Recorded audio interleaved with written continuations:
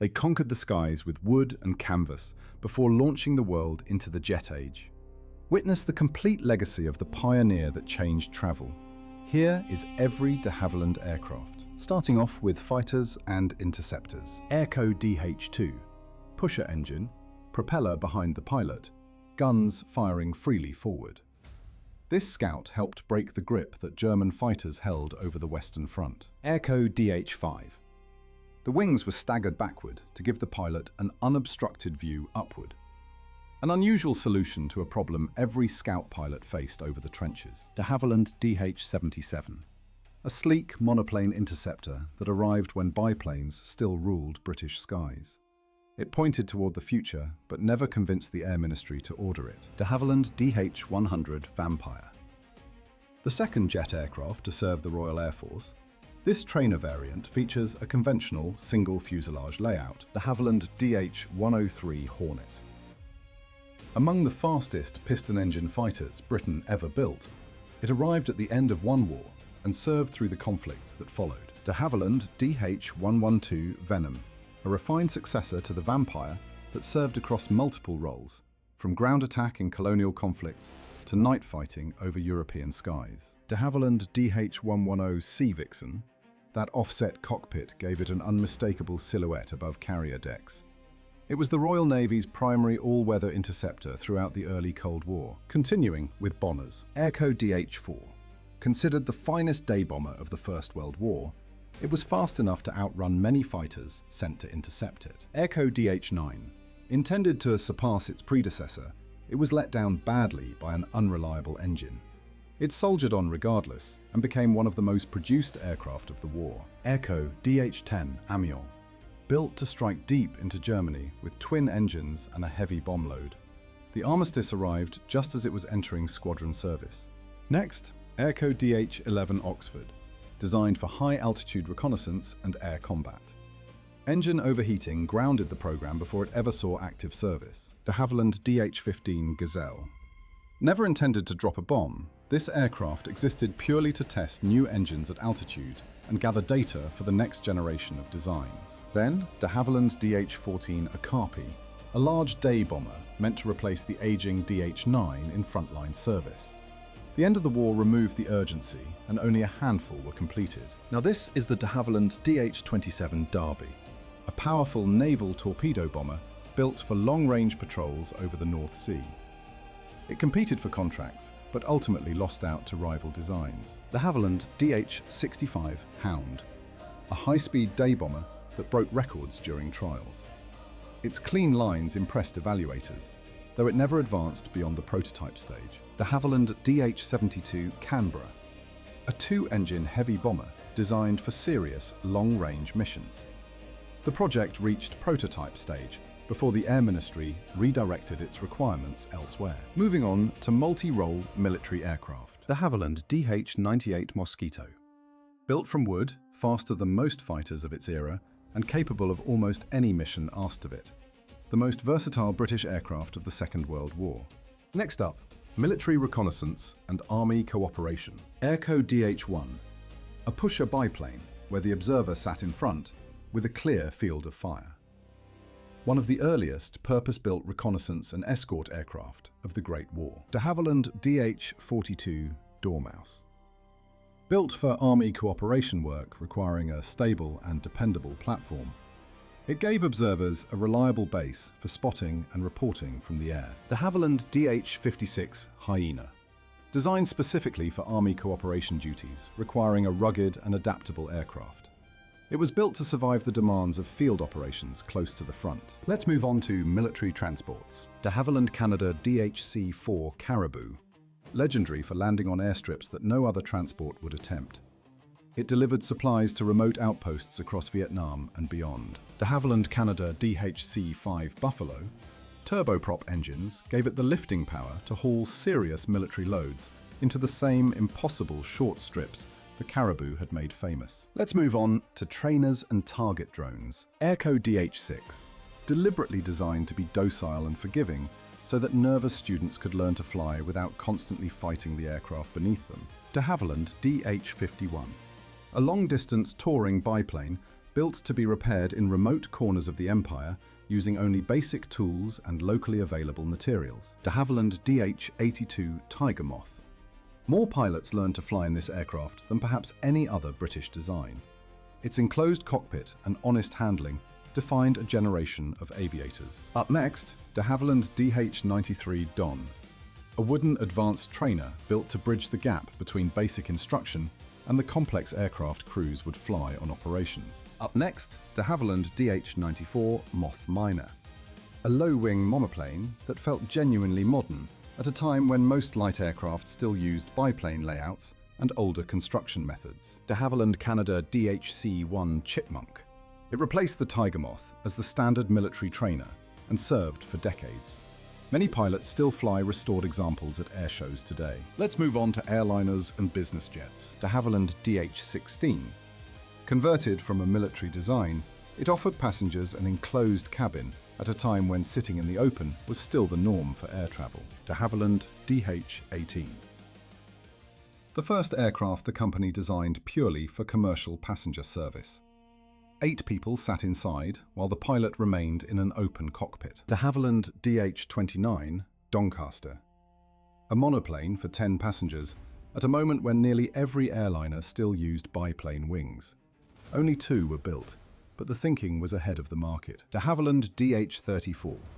A reliable biplane that became a familiar sight on early European air routes during the 1920s, serving multiple airlines across the continent. De Havilland DH-50. A 4-seat transport that became famous for long survey flights across the British Empire, winning reliability prizes and earning a loyal following among pilots. De Havilland DH-66 Hercules. 3 engines and a rugged constitution made this the aircraft for the long imperial routes connecting Britain to India and Africa in the late 1920s. De Havilland DH-61 Giant Moth. Built for Australia and its remote mail routes, it earned its name honestly by carrying 8 passengers over distances most single-engine aircraft of the era avoided. De Havilland DH-84 Dragon. Low operating costs and decent capacity made this single-engine biplane an instant success for small airlines trying to survive on thin margins. De Havilland DH-86 Express. 4 engines allowed it to keep flying even after losing one, which mattered enormously on the long overwater legs of the route to Australia. Then, de Havilland DH-89 Dragon Rapide, the most elegant short-haul airliner of the 1930s. It stayed in regular service for so long that restored examples are still flying today. Now this is the de Havilland DH-91 Albatross. Wooden construction, shaped into one of the most aerodynamically refined airliners of its era, designed to carry passengers and mail across Europe and the Atlantic at high speed. The next one, de Havilland DH-95 Flamingo, the company's first all-metal mid-wing monoplane, arrived just as the Second World War began and went straight into service, moving senior officials and supplies. Up next, de Havilland DH-104 Dove. A modern replacement for the aging biplane transports that followed the war, over 500 were sold to operators across every continent. Next, de Havilland DH-106 Comet. The world's first jet airliner changed what commercial flight meant. It flew higher and faster than anything passengers had ever experienced before. De Havilland DH-114 Heron. 4 engines and a tough airframe made it ideal for small regional airfields that larger and more demanding aircraft could not safely serve. De Havilland DH-121 Trident. Its automatic landing system was so advanced it could touch down in near zero visibility.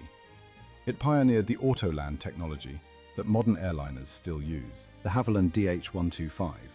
It defined what a business jet should be and remained in continuous production under different owners for decades, serving corporate and military operators worldwide. De Havilland Canada DHC-7-7. 2 turboprops and an extraordinarily short runway requirement brought scheduled air service to communities that no conventional airliner could reach. De Havilland Canada DHC-8-8. A regional turboprop that became a genuine workhorse of short-haul aviation. Hundreds remain in daily service decades after the first one flew. Now let's look at light aircraft, tourers, and general aviation. De Havilland DH-37, a 3-seat luxury tourer built to order for a single Australian customer. Only 2 were ever made, which makes surviving examples extremely rare today. De Havilland DH-53 Hummingbird, an ultralight monoplane experiment that proved a tiny engine could carry a pilot confidently through the sky on very little fuel. De Havilland DH-48 Special, a one-off modification built to satisfy a very specific customer requirement. It showed the company's willingness to adapt standard designs for individual needs. De Havilland DH-60 Moth, the aircraft that made private flying affordable and accessible. It launched the flying club movement and put aviation within reach of ordinary people. De Havilland DH-75 Hawk Moth, an enclosed cockpit and a comfortable cabin made this a genuinely civilized way to travel long distances by air in the late 1920s. The next one, de Havilland DH-80 Puss Moth, a high-wing cabin monoplane that set long-distance records and proved light aircraft were capable of serious journeys across continents and oceans. De Havilland DH-81 Swallow Moth.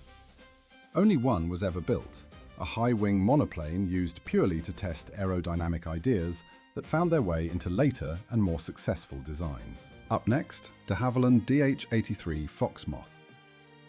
By combining existing components with a small enclosed passenger cabin, the company created an economical transport that small operators could actually afford to run. De Havilland DH-85 Leopard Moth, a light tourer.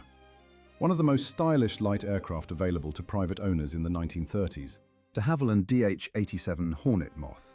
Side-by-side seating made dual instruction natural and comfortable. Its stable and forgiving nature made it popular with flying clubs across the country. Now this is the de Havilland DH-90 Dragonfly, a twin-engine biplane aimed squarely at wealthy private owners who wanted the comfort of a Dragon Rapide in a smaller and more personal package. De Havilland Canada DHC-2 Beaver, the bush plane that opened Canada's north. Tough, reliable, and capable of operating from lakes, gravel bars and snow, it became a national icon. De Havilland Australia DHA-3 Drover, built for the Australian outback and operated by the Royal Flying Doctor Service, it brought medical care to people who had no other way to reach it. De Havilland Canada DHC-3 Otter. Everything the Beaver could do, this aircraft could do with more payload and greater range. Remote communities across the north depended on it entirely. Up next, de Havilland Canada DHC-6 Twin Otter.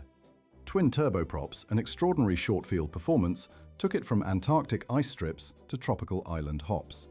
No utility aircraft has served more different environments, ending with experimental, racers, gliders, and special purpose. De Havilland Biplane No. 1.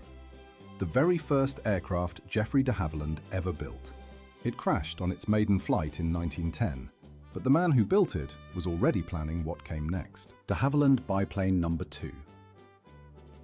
The second attempt flew successfully and was purchased by the British government. It was the moment a young engineer's career truly began. De Havilland DH-52. Entered in a 1922 gliding competition, it demonstrated that the company's engineering talent extended well beyond powered aircraft. De Havilland DH-71 Tiger Moth. Nothing to do with the famous trainer beyond sharing a name. This tiny racing aircraft was built to test high-performance engines and set speed records. Then, de Havilland DH-67. A sturdy biplane configured for aerial survey photography, it helped map remote territories with a precision that ground-based methods simply could not achieve. Next, Cierva C-24. An autogyro built under license that could lift off in a fraction of the distance a conventional aircraft required. An early, serious step toward true vertical flight. De Havilland TK-1. The first aircraft, designed and built entirely by students at the company technical school, it demonstrated the remarkable standard of engineering education taking place. De Havilland DH-88 Comet. Built to win the London to Melbourne air race of 1934, its streamlined wooden construction was a masterpiece that left the competition behind. De Havilland TK-2. A high-performance racing monoplane built by students who wanted to prove they could compete at the same level as the professional design teams. De Havilland DH-92 Dolphin. A classic British short-haul biplane airliner, which was genuinely advanced for its time. Many were produced and operated extensively. Now this is the de Havilland TK-4, a tiny and extraordinarily fast racing machine designed by students. Its narrow fuselage and pace were remarkable. Its career ended tragically during competition. Now this is the de Havilland TK5. A conventional layout with a rear-mounted engine was a bold departure from everything conventional. Flight testing revealed serious problems, but the attempt itself was genuinely courageous. De Havilland Australia DHA G1. A plywood military glider built in Australia during the Second World War to train transport crews for the demanding conditions of the Pacific Campaign. De Havilland Australia DHA G2.